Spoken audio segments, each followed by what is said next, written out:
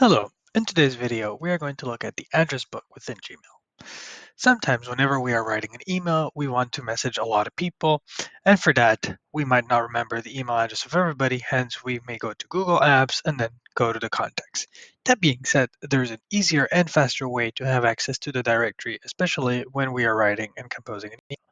So for that, I'm going to compose an email. And in here, yes, you can always step down the email of the person that you are trying, but in case you forgot, what you can also do is you can click on the two, select contacts. In here, you will have a new window that will appear. You will have a couple of different things. First, you will have your contacts, but if you want to see the entire directory of your company, what you can do is click on the directory and you will have access to everyone that's within it. Hence, for that, you can just use the search bar at the top to be able to find the person that you're looking for. And from there, you can select them and insert them directly into the email.